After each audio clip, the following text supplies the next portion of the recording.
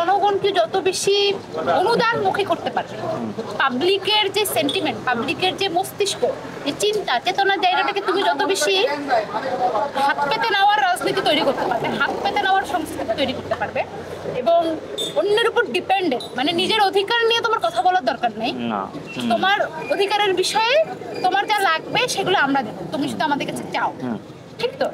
এই যে এই কালচারটা গড়ে তোলার মধ্যে দিয়ে যেটা হয়, যে এই কালচারটা গড়ে তোলার মধ্যে দিয়ে, এই কালচারের মধ্যে শুধুমাত্র তারাই রাজনীতি করতে পারে যাদের পাওয়ার আছে, যাদের মানি আছে। সেই মেয়েদেরকেই, যেই মেয়েরা রাত বিরাতে আন্দোলন করলো, যেই মেয়েরা এই গণ অভ্যুত্থানে গুরুত্বপূর্ণ ভূমিকা পালন করলো, সেই মেয়েদের আন্দোলনের স্বীকৃতি তো দেয়ই নাই, উল্টো সেই মেয়েদেরকে 10টার মধ্যে হলে থাকতে হবে এই ধরনের নোটিশ এখন প্রচলন করা শুরু করতেছে। না, আসলে দেখি যে তারা ওয়েলফেয়ারিজম করে, মানে তারা হচ্ছে যে ছাত্রদের কিছু মানে দরকার সেটা নিজেরা পকেট থেকে দিয়ে দিবে, বা অন্য জনের কাছ থেকে ডোনেশন নিয়ে এসে দিবে, নিজেরা ফিল আপ করছে, চিকিৎসার ব্যাপারগুলো সে দেখতেছে, তার হচ্ছে নানান আর্থিক সংকট সেগুলো দেখতেছে, শিক্ষাবৃত্তি এগুলো দেখতেছে, যে বৃত্তিগুলো, যেই সুবিধাগুলো আসলে বিশ্ববিদ্যালয় থেকে পাওয়ার কথা।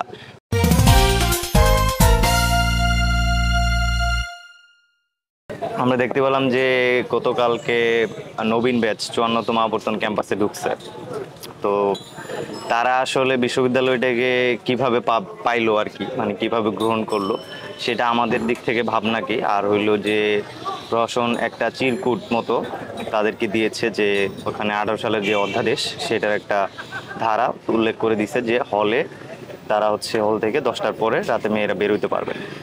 এই যে প্রবলেমটা, এটা আসলে জাহাঙ্গীরনগরের সাথে যায় কিনা, বা এই যে এই বার্তাটা নবীনদেরকে দেওয়ার মধ্য দিয়ে এটা আসলে প্রশাসন তার দায়সারাভাবে, মানে বিশ্ববিদ্যালয়কে নিরাপত্তা করার দায়িত্ব তো তার আসলে, তো সেই নিরাপত্তার পরিস্থিতি যদি নিশ্চিত করে তাহলে তার রাত 10টায় বেরোক 1টায় বেরোক সেটা তো ইস্যু না, ম্যান্ডেটরি ব্যাপার না। বলে এই যে ব্যাপারটা প্রশাসন করলো, এটা আসলে প্রশাসনের দায়টাকে, মানে দায় সারা কোনো কাজ হয় কিনা, তোর কি মনে হয়? ভাগ্যিস আমি 54 হয়ে ক্যাম্পাসে ঢুকি নাই, একাড্ড হয়ে ঢুকছিলাম, তাহলে আমারও এরকম একটা নোটিশ হাতের মধ্যে ধরাই দিত, তো ধরাই দেয় নাই, সেটা আমার সৌভাগ্য। এবং 54-র জন্য খারাপ লাগছে যে 54 বিশ্ববিদ্যালয়ে ঢোকা মাত্রই যা যা দেখলো বিশ্ববিদ্যালয়কে নিয়ে, একদল বক্তা সারা দেশের সামনে, দেশবাসীর সামনে বলে বেড়াচ্ছে যে জাহাঙ্গীরনগরের ছেলেপেলেরা কি মদ দিয়ে কুলি করে, ওদিকে আমাদের খাবারের টাকাই থাকে না পকেটে, হ্যাঁ।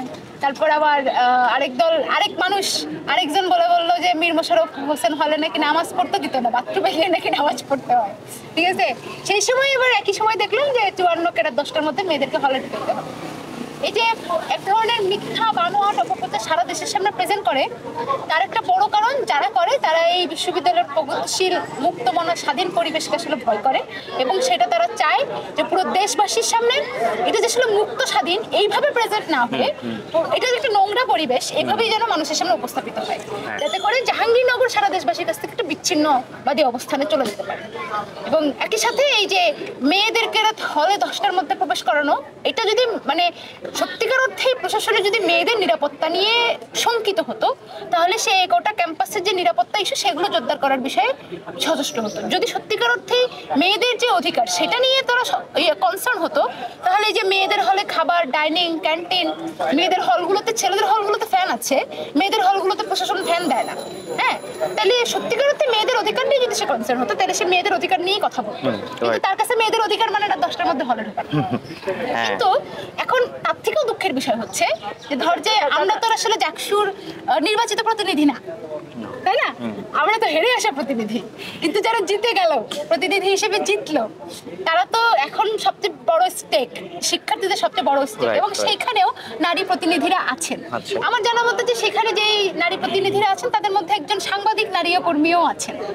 তাকে আমার প্রশ্ন করতে ইচ্ছা করে যে আমাদের এখানে রাত বিরাতে অনেক ধরনের ঘটনা ঘটে থাকে, যেগুলো আসলে সংবাদ মাধ্যমে আমাদের ক্যাম্পাসের যারা সংবাদকর্মীরা রয়েছেন, যারা শিক্ষার্থী সংবাদকর্মীরা রয়েছেন, তারা রাতেই বেরিয়ে পড়েন সেগুলো নিউজ কভার করবার জন্য। তো সেই জায়গায় উনি একজন একই সাথে নারী সাংবাদিক কর্মী, একই সাথে উনি একজন জাকসুর প্রতিনিধিও বটে, উনি কি 10টার মধ্যেই হলে থাকতে চান? কিংবা ধরেন যে উনি যেই হলে থাকেন, অন্য কোনো হলে মেয়েদের একটা প্রয়োজন হলো, কোন একটা হলে কোন একটা ঘটনা ঘটলো, তাহলে উনি কি 10টার মধ্যে হলেই বসে থাকবেন? উনি কি রাত 1টায় যদি কোনো সমস্যা হয় উনি কি হল থেকে বেরোবেন না? উনি কি অন্য পুরুষ কর্মীদের মতো, অন্য পুরুষ সাংবাদিক কর্মীদের মতো, শিক্ষার্থীদের মতো করে কি এখানে অবস্থান নেবেন না? তার থেকেও বড় কথা যে এই প্রশাসন এই যে 18 অধ্যাদেশকে কিন্তু সেটা আসলে শিক্ষার্থীদের কাছে গ্রহণযোগ্য নয় বিধায় সেটা আসলে এতদিন পর্যন্ত বিতর্কিত ছিল, দীর্ঘদিন বিতর্কিত। বিতর্কিত ছিল এবং গ্রহণযোগ্যতা পায় নাই, এই জন্য এটা বাস্তবায়ন হয় নাই। তাহলে যেই প্রশাসন এই আন্দোলনের মধ্যে দিয়ে এই ক্যাম্পাসে আসলেন, হ্যাঁ, সেই আন্দোলনটার চেহারা যদি আমরা দেখি, সেই আন্দোলনের চেহারা আমরা দেখেছি যে এখানকার যারা নারী আন্দোলনকারীরা রয়েছেন তারা রাতে মিছিল হলে রাতে এই ক্যাম্পাসে গিয়েছেন। কোনো যারা আন্দোলনের নারী ছিলেন একনিষ্ঠ, তারা কিন্তু রাত বইলা হলে থাকবো, বাসায় থাকবো, এইরকম ক্যারেক্টার কিন্তু এই জাহাঙ্গীরনগর বিশ্ববিদ্যালয়ের মেয়েদের না, ঠিক আছে? আমরা দেখেছি যে 15 জুলাই রাতে বিসি বাড়ির মধ্যে আমরা আটকা পড়েছি, সেইখানে রাত 2টা বাজে 2:30 বাজে ছাত্রলীগ এসে আমাদেরকে বর্বরভাবে হামলা করতেছে। সেইখানে একজন নারী শিক্ষক এসে বললেন যে আমরা মেয়েদেরকে নিরাপদে বের করে হলে পৌঁছে দিতে যাই পুলিশের গাড়িতে করে, তোমরা মেয়েরা চলো।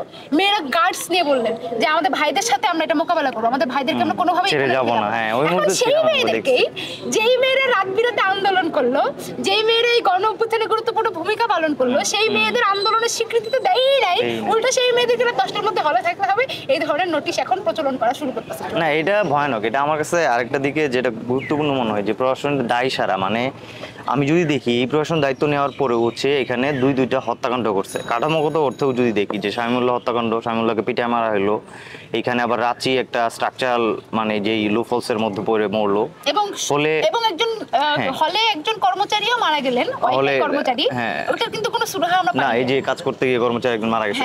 ফলে এইখানে এই যে হত্যাকাণ্ডগুলো হয়েছে, কাঠামোগত হোক সেটা সরাসরি হত্যাকাণ্ড হোক, এই হত্যাকাণ্ড হওয়ার পরে বিশ্ববিদ্যালয় প্রশাসনের সর্বপ্রথম যেই উদ্যোগটা নেওয়া দরকার ছিল সেটা হলো যে ক্যাম্পাসের নিরাপত্তা বলয়টা শক্তিশালী করা, যেইটা আদৌ এখন পর্যন্ত আমরা দেখতে পাইতেছি না। এবং আমরা দেখছি যে জাকসুর নির্বাচনের দিন হচ্ছে বহিরাগতরা এসে হচ্ছে এখানে লাফালাফি দাফাদাফি করছে এবং বহিরাগতের যে আনাগোনা সেটা আমরা দেখছি। ফলে নিরাপত্তা বলয়টা এখানে শক্তিশালী না, এবং এই বার্তাটা দেওয়ার মধ্য দিয়ে প্রশাসন মূলত নবীনদেরকে একটা ভয় ভিতরে ঢোকাই দিচ্ছে। এবং একই সাথে আমার কাছে যেটা মনে হয় তাদের যে দায় সারা কাজ, তাদের যে নিরাপত্তার দায়িত্ব, সেই দায়িত্বটা প্রশাসন এখন আর নিতে চায় না। প্রশাসন বলতে চায় যে তোমরা হলে থাকো, হলে থাকলে তোমরা নিরাপদ থাকবা, বাইরে আসলে কোনো ক্ষতি হলে এই দায় আমরা নিব না। তার মানে কি ক্যাম্পাসে 700 একর কি এখানে নিরাপদ করবে না? এই নিরাপত্তার দায়িত্ব তার না। ফলে এইটা একটা অনার্য কথা। এই ঘটনার সাথে একটা ঘটনা মানে আমার একটা মনে পড়ে, আমি শুনছি যে 2000-এর পরে যখন বিএনপি ক্ষমতায়, ওই সময় 2001 থেকে 7 বিএনপি জামাত ক্ষমতায়, জাহাঙ্গীরনগরে একবার হচ্ছে এরকম একটা বিধিনিষেধ দেওয়া হয় যে রাত 10টার পরে মেয়েরা বেরোতে পারবে না। এবং পরবর্তীতে যেই দিন নোটিশটা দেয় ওই দিনই একটা ঘটনা ঘটছে। ছেলেরা ওই সময় ছাত্রদল এবং অন্যান্য সংগঠনও মানে এটা নিয়ে খুব কনসার্ন ছিল যে কেন এই নিষেধাজ্ঞাটা আসলে দিল। ফজিলাতুন্নেসা হল, পুরাতন যে ফজিলাতুন্নেসা হল যেটা এখন ওখানে কাজ চলতেছে, ওই হলের মেয়েরা হচ্ছে গেট ভেঙে রাত 10টা-12টার দিকে ওরা হচ্ছে বের হয়ে গেছে মিছিল নিয়ে, যে আমরা এটা মানি না। 2002 সব প্রবাবলি 2002 ওই সময়ের ঘটনা। ফলে জাহাঙ্গীরনগর যে ঐতিহাসিকভাবে একটা নিরাপদ ক্যাম্পাস, মেয়েদের জন্য নারী বান্ধব ক্যাম্পাস বা একটা গণতান্ত্রিক ক্যাম্পাস, এখানকার নিরাপত্তা হলো এটা শক্তিশালী, অন্য ক্যাম্পাসের মতো না। ফলে এই ঐতিহ্যটাকে আসলে প্রশাসন ক্ষুণ্ণ করতেছে এবং এইটার ধারাবাহিকতা রক্ষার জন্য তারা আসলে কাজ করতেছে না, বরং এখানে একটা কনজারভেটিভ যেই একটা চিন্তা ভাবনা দ্বারা প্রভাবিত হয়ে তারা এইসব উদ্যোগ আসলে নিতেছে, আমার কাছে যেটা মনে হয়। একটা আলাপ আমরা ক্যাম্পাস সম্বন্ধে ইতিমধ্যেই সোশ্যাল মিডিয়ায় যেটা দেখতে পাইতেছি যে বিভিন্ন ওয়াজ মাহফিল বক্তারা হচ্ছে হুজুররা, তারা জাহাঙ্গীরনগর বিশ্ববিদ্যালয় নিয়ে অনেক বেশি কনসার্ন দেখাচ্ছে। তারা জাহাঙ্গীরনগর নিয়ে নানান কুৎসা, নানান ধরনের কথাবার্তা বলতেছে যে এখানকার ছেলেরা, যে তুই যেটা বললি যে মদ দিয়ে কুলি করে, বা এখানে প্রচুর ছেলে মেয়ে মাদকাসক্ত, এখানে কোনো পড়াশোনা হয় না, বা এখানকার যে নানান মানে কথাবার্তা, এখানে নাকি মসজিদে নামাজ পড়তে দিত না। এটা একটা ভ্রান্ত ধারণা। আমার কাছে এটা মনে হয় যে এগুলা যারা বলতেছে তারা আসলে জানে না যে এই বিশ্ববিদ্যালয়ের প্রত্যেকটা হলে মসজিদ আছে। তারা জানে একটা উদ্দেশ্য নিয়ে রাজনৈতিক যারা বলছে তারা তো রাজনৈতিক মানুষ না, তারা তো এটা একটা রাজনৈতিক ফায়দা হাসিলের জন্য। হ্যাঁ, জামাতের নেতা, সে তো একটা বিষয়কে যেই বক্তা হচ্ছে এই কথাটা বলছে, ওর নাম কি সম্ভবত আমির হামজা যে কথাটা বলছে, এই কিন্তু জামাতের আবার হচ্ছে নমিনেশন পাবে সম্ভবত এমপি ইলেকশনে, আমরা খোঁজ নিয়ে যেটা জানতে পারলাম। এখানে আসলে তোর কি মনে হয় যে আসলে বিশ্ববিদ্যালয়টা গিয়ে এরকম, বা আমরা আমাদের ক্যাম্পাসকে আসলে কিভাবে জানি, বা যারা এই প্রপাগান্ডাগুলো করতেছে তাদের রাজনৈতিক উদ্দেশ্য আসলে কি? তুই বারবার ওই যে নিরাপত্তার কথা বলছিলি না, যে প্রশাসন নিরাপত্তা নিশ্চিত করতে চায় না বা চাচ্ছে না, মজার একটা ঘটনা মনে পড়লো, কাজী নজরুল হলের সামনে যে দোকানগুলো সেগুলো রাতে একটু খোলা থাকে আর কি, রাত 12টা 1টা মাঝরাত পর্যন্ত খোলা থাকে, সেগুলো গিয়ে হচ্ছে রফিক জব্বার হলের যিনি প্রভোস্ট উনি সেগুলো বন্ধ করে দিতে বলছেন। ওনার ইস্যু হচ্ছে কি, ওনার ইস্যু হচ্ছে দিনের বেলা নজরুল হল থেকে একটা বাইক চুরি হয়েছে। দোকান, হ্যাঁ এটা তো শুধু এইবার না, তো ওই যে যখন ইয়ার আগে গণঅভ্যুত্থানের আগে ক্যাম্পাসে একটা ধর্ষণের ঘটনা ঘটলো, ঠিক আছে, তখন এই ক্যাম্পাসে যত দোকান আছে আমরা একটু পেয়ারা খাইতাম, একটু আনারস খাইতাম, একটা সিঙ্গারা খাইতাম, আমাদের সবার পক্ষে বাইরের দোকানগুলো বন্ধ করে দিয়েছে। আমরা আমাদের সবার পক্ষে তো টেস্টিটি থেকে খাওয়া সম্ভব না, বিশ্ববিদ্যালয়ের প্রশাসন টেস্টিটি চালু রাখছে, কিন্তু আমরা যেখানে একটু কম দামে একটু ভালো খাবার খাইতে পারবো সেটা কিন্তু সমস্ত দোকান তারা বন্ধ করে দিচ্ছে। এখন এই দোকানদাররা কি কোনোভাবেই ধর্ষণের সাথে যুক্ত ছিল? একটা বাইক চুরি হয়েছে, সেটার দায় কি দোকানদারদের? তার মানে যে যারা করতেছে এই কাজগুলো তাদেরকে না ধইরা তারা আসলে অন্যান্য আনুষঙ্গিক কাজগুলো করতেছে, যেটার মধ্যে দিয়ে তাদের দুইটা ফায়দা হচ্ছে। এক হচ্ছে তাদের নিরাপত্তা ব্যবস্থা তো জোরদার হচ্ছেই না, একই সাথে ওরা মনে করেন দোকান খোলা থাকলে ছেলেপেলেরা আড্ডা দিবে, গল্প করবে, সেটা বন্ধ করে দিতে হবে। এখন আড্ডা দেওয়া, গল্প দেওয়ার ব্যতিরিক্ত তো অনেক বেসিক কাজ থাকে, যেমন তুই তোর দিকটা দেখ, তোর যখন ফাইনাল পরীক্ষা থাকে তখন কি তুই তো অনেক রাত বিরাত পর্যন্ত পড়াশোনা করিস, তো ক্ষুধা লাগলে তুই হল থেকে বেরিয়ে যাবো না, অবশ্যই যাবো। আসলে তুই তো আমার কমরেডদের বা অন্যান্য ছেলেমেয়েদের যেটা অভিজ্ঞতা হইলো যে এখন অনেকেরই ফাইনাল চলতেছে, এখন গিয়ে দেখে যে দোকানপাট বন্ধ, রাতের বেলা খাইতে পারে না, কিন্তু সে রাত বিরাত জেগে জেগে পড়তেছে, ঠিক আছে? তার মানে ওটা আড্ডার থেকেও বেসিক প্রয়োজন আছে ওটা, সেটাকে তারা বন্ধ করে দিতে চায়। একই সাথে দেখ যে হলে মেয়েদেরকে কত কষ্ট করে বটে এসে খাইতে হয় রে, কোনো কারণে যদি ক্যান্টিন বন্ধ হয়ে যায় বা কোনো কারণে যদি ক্যান্টিনের খাবার পছন্দ না হয়, তাহলে তাকে আবার রাত বিরাতে রাত 10টা 11টা এসে বটে এসে খাইতে হচ্ছে। কিন্তু সেই মেয়েদেরকে আমি রাত 10টার মধ্যে হলে ঢোকাবো, সেটা নিয়ে আমার খুব কনসার্ন। কিন্তু মেয়েদের দোকান, হলের আশেপাশে যেন খাবারের দোকান হতে পারে পর্যাপ্ত, এই বিষয়ে কিন্তু কোনো কনসার্ন। ক্যান্টিন ডাইনিং তো মূলত কনসার্ন দেওয়া উচিত, এখানে ভর্তুকি দিয়ে খাবার মান বৃদ্ধি করা, সেটার দিকে আসলে প্রশাসন মনোযোগ দিচ্ছে না। এই পুরো ক্যাম্পাসে যে একটা মেডিকেলের কথা তো বাদই দিলাম, ঠিক আছে, পুরো ক্যাম্পাসে যে পুরো ক্যাম্পাস জুড়ে যে একটা ফার্মেসির দোকান নাই। হঠাৎ করে যদি আমার রাতে যদি পিরিয়ড হয়, আমার যদি এখন প্যাড কিনতে যেতে হয়, আমাকে তুই জানিস রাতে 11টা বাজে 12টা বাজে আমাকে ইসলামনগর দৌড়াইতে হবে। মানে এটা কি ভয়ঙ্কর অবস্থা, প্রান্তিক দোকানগুলো বন্ধ হয়ে যায়। এইটা খুবই গুরুত্বপূর্ণ কিছু পয়েন্ট হচ্ছে, সেইটার ক্ষেত্রে আমার কাছে যেটা মনে হয় যে আমরা তো দেখলাম জাতীয় ইলেকশনের আগে অনেক প্রার্থী অনেক নানান রকম তাদের প্রতিশ্রুতি, কমিটমেন্ট, ইশতেহার দিচ্ছে।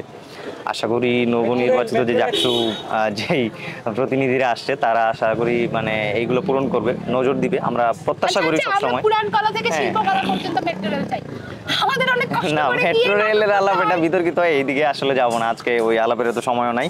লাস্ট আলাপ সেটা হইলো যে আমরা দেখতেছি যে ছাত্র সংগঠনগুলার মানে প্রাথমিক একটু আলাপ দেওয়া দরকার, সেটা হলো যে ছাত্র সংগঠনের বেসিক কাজ হলো ছাত্রদের অধিকার নিয়ে সংগ্রাম করা, লড়াই করা, স্ট্রাগল করা, সেইটাই বেসিক্যালি ছাত্র রাজনীতি। এটা যে কোনো ছাত্র সংগঠন হওয়া মাত্রই তাকে এটা করতে হবে, অনিবার্য হবে, তার বেসিক রাজনীতি এইটা, এর বাইরে ও যা কিছু করবে। তাহলে যদি এইটাই হয় যে ছাত্রদের অধিকার আদায় নিয়ে লড়াই করা, স্ট্রাগল করা, সংগ্রাম করা, কথা বলা, যারা অথরিটি, যারা এই তাদের ছাত্রদের নিডস, রাইটস সেগুলো ফিল আপ করার কথা, তারা যদি সেটা না করে সেইখানে ভয়েস রেজ করা, ছাত্রদের নিয়ে আন্দোলন গড়ে তোলা, সেটা রাষ্ট্রীয় ইস্যু হোক, জাতীয় ইস্যু হোক বা প্রাতিষ্ঠানিক বিভিন্ন ইস্যু হোক, সেটা নিয়ে কথা বলা। কিন্তু আমরা কিছু ছাত্র সংগঠনকে আসলে দেখি যে তারা ওয়েলফেয়ারিজম করে, মানে তারা হচ্ছে যে ছাত্রদের কিছু মানে দরকার সেটা নিজেরা পকেট থেকে দিয়ে দিবে বা অন্য জনের কাছ থেকে ডোনেশন নিয়ে এসে দিবে, নিজেরা ফিল আপ করছে, চিকিৎসার ব্যাপারগুলো সে দেখতেছে, তার হচ্ছে নানান আর্থিক সংকট সেগুলো দেখতেছে, শিক্ষাবৃত্তি এগুলো দেখতেছে, যে বৃত্তিগুলো যেই সুবিধাগুলো আসলে বিশ্ববিদ্যালয় থেকে পাওয়ার কথা, সেটা আসলে যখন ছাত্র সংগঠনগুলা স্ব-উদ্যোগী হয়ে এটা করে, তখন আসলে মানে এইটাকে মানে কি মনে হয় তো যে ওয়েলফেয়ারিজম এটা কি আসলে পলিটিক্স কিনা, বা এইটা ছাত্র রাজনীতির সাথে যায় কিনা, বা ছাত্র রাজনীতিকে এটা আসলে নষ্ট করতেছে কিনা?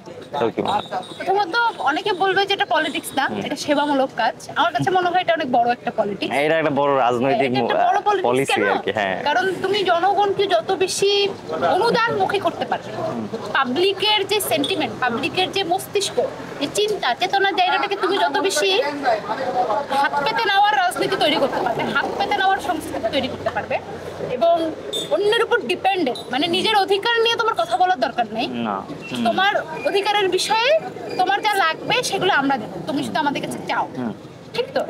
এই যে এই কালচারটা গড়ে তোলার মধ্যে দিয়ে যেটা হয় যে এই কালচারটা গড়ে তোলার মধ্যে দিয়ে এই কালচারের মধ্যে শুধুমাত্র তারাই রাজনীতি করতে পারে যাদের পাওয়ার আছে, যাদের মানি আছে, তাই তো?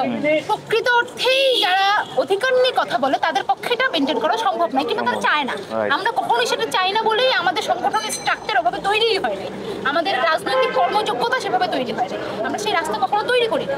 আমরা মনে করি যে এই ক্যাম্পাসে যারা হতদরিদ্র, মানে যে টাকা পয়সার জন্য পড়তে পারবে না, তার জন্য উপযুক্ত শিক্ষা বৃত্তির আয়োজন করে প্রশাসন, প্রশাসনের দায়িত্ব, রাষ্ট্রের দায়িত্ব, প্রশাসনের দায়িত্ব, এটা কোনো ছাত্র সংগঠনের দায়িত্ব না।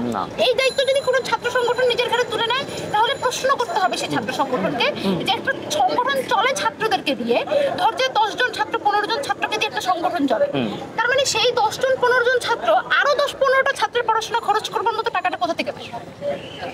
বিগ প্রশ্ন না? মানে একটা ছাত্র সংগঠন আরো 10টা ছেলেকে বৃত্তি দেবে, প্রতি মাসে 5,000 টাকা বৃত্তি দিব, সেই টাকাটা কোথা থেকে আসে? একদম এক কথা উত্তর দিয়ে দেয় যে আমাদের সমর্থকরা আছেন, আমাদের এরা আছেন, তারা আছেন। দেখেন তাদের সমর্থকদের দিয়ে তারা কি করেন, তারা 2000 স্টুডেন্টকে হেল্প ক্যাম্প করেন, ঠিক আছে? তার পরের মাসেই তারা আবার কোরবানি করেন, ঠিক আছে? 3-4টা গরু কোরবানি দেন সারা দেশে একযোগে।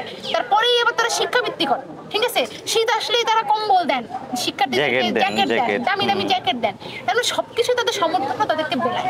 হ্যাঁ, তার মানে যে সমর্থক মোটা অঙ্কের টাকা আমার পিছনে ঢালতেছে, সেই সমর্থকের কি কোনো স্বার্থ নাই?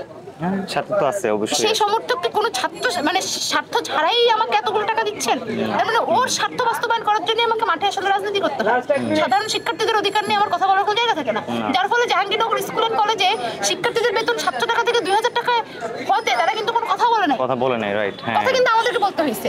তার মানে এই বিশ্ববিদ্যালয়ে, এই বাংলাদেশে শিক্ষার্থীরা যেন টাকার অভাবে পড়তে না পারে, এই ধরনের বাস্তবতা যেন তৈরি না হয়, তাই শিক্ষার দায়িত্ব নেবে রাষ্ট্র, শিক্ষার আর্থিক দায়িত্ব নেবে রাষ্ট্র। এটা নিয়ে আমরা কথা বলি, তারা বলে না, কারণ তারা আসলে লেজুর ভিত্তিক রাজনীতি করে এবং তারা জেনারেল ছাত্রদেরকে তাদের দাস বানায় রাখতে চায় টাকা এবং সুবিধা দিয়ে।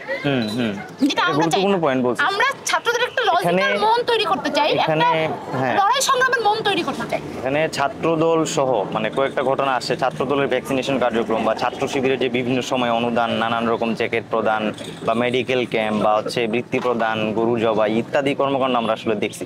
তো ছাত্র সংগঠন হিসেবে এত ডোনেশন কোত্থেকে পায়, এটা গুরুত্বপূর্ণ প্রশ্ন।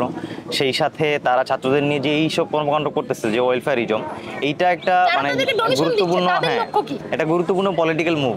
এটা ওরা আসলে চায়, মানে এইটার মধ্য দিয়ে মানে সবচেয়ে বড় ক্ষতিটা যে জায়গায় হয় আমার মনে হয় সেটা হলো যে শিক্ষার যে আর্থিক সংকটটা বা একজন স্টুডেন্টের যে রাইটসটা, যে প্রপার নিডসটা, সেটা যেখান থেকে পাওয়া দরকার সেই পাওয়ার যে আকাঙ্ক্ষাটা, সেই পথটাকে রুদ্ধ করে দেয়।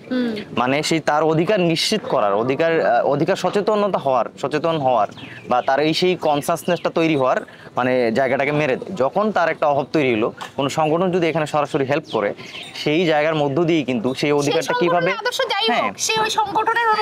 অনুগত হয়ে যাবে, এইভাবে করে মানে অনুগত করা, এটা একটা গুরুত্বপূর্ণ, এইটা একটা বড় সমস্যা। আমি মনে করি যে যেসব ছাত্র সংগঠন এগুলো করতেছে তারা আসলে রাজনীতি করতেছে না, তারা আসলে রাজনীতি বুঝে না এবং রাজনৈতিক সংজ্ঞা তাদের কাছে আসলে মানে ওই না, তারা সোশ্যাল ওয়েলফেয়ারিজমই করে, মানে এইগুলাই তাদের কাজ, ওই পলিটিক্যাল চিন্তা ভাবনার গণ্ডিটা তাদের এতটুকুই।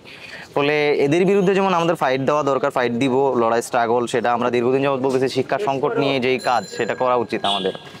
আর সেই সাথে আমরা এই নতুন ছাত্র সংসদ, তাদের কাছে আমরা প্রত্যাশা করি ক্যাম্পাসের নিরাপত্তা সহ বিশ্ববিদ্যালয় প্রশাসন এগুলোর দিকে নজর দিবে। সেই সাথে বিশ্ববিদ্যালয় নিয়ে নানান কটূক্তি নানান সময় যেসব বক্তারা করতেছে, আমার মনে হয় তাদের আসলে খোঁজ খবর নেওয়া উচিত, বিশ্ববিদ্যালয় সম্বন্ধে জানা উচিত যে এখানে কি ধরনের পরিবেশ, আর সেইটা না জেনে আসলে এত প্রপাগান্ডা এগুলো তো করতে পারে না। সেই ছাত্র শিবিরের নেতারা, জামাতের নেতারা এই ধরনের কথা বললো, কিন্তু জাকসু থেকে কোনো প্রতিবাদ, কোনো জবাব আসলে আসে না।